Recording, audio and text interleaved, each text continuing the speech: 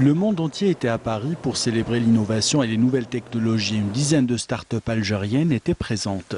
Je suis un peu transportée dans le futur parce que j'ai fait un peu le tour encore hier et aujourd'hui. Mais ce qui est bien, c'est que je vois qu'il y a pas mal de projets africains.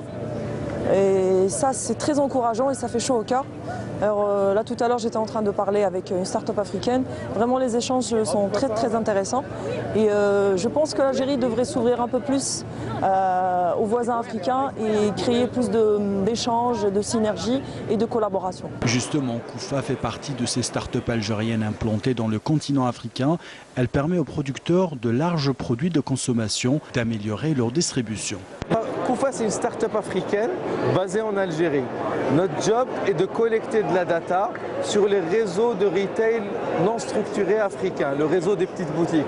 Il faut savoir que dans des économies où la distribution est structurée, le coût de la logistique dans un produit est d'environ 15%, alors qu'en Afrique, ça peut monter jusqu'à 40%.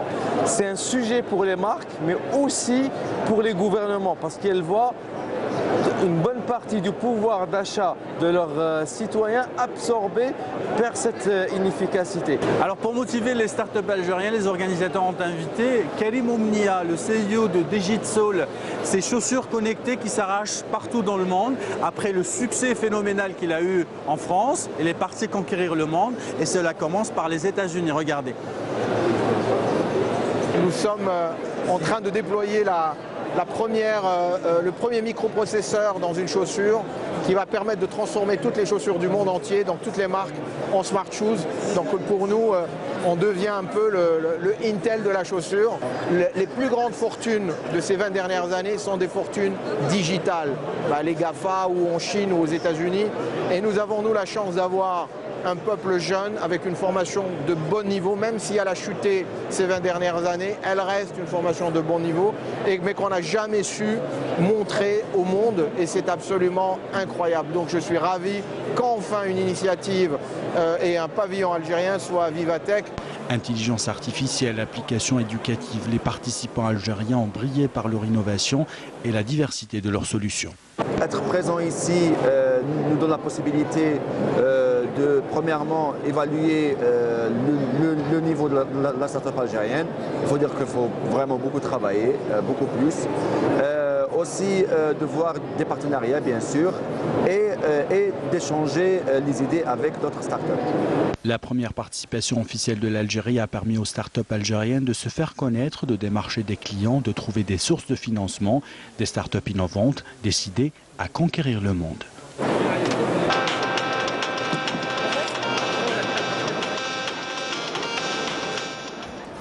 Nous parlons ce soir de l'une des plus importantes batailles de l'histoire musulmane. C'est la bataille de Badr menée par le prophète Mohammed, que le salut soit sur lui, le 17 Ramadan de l'an 2 de l'Hégire. Et bien sûr, Dieu fera triompher Mohammed, que le salut soit sur lui, et ses compagnons contre les mécréants, le triomphe du bien contre le mal. Évocation avec Abdelmajid Bankassi.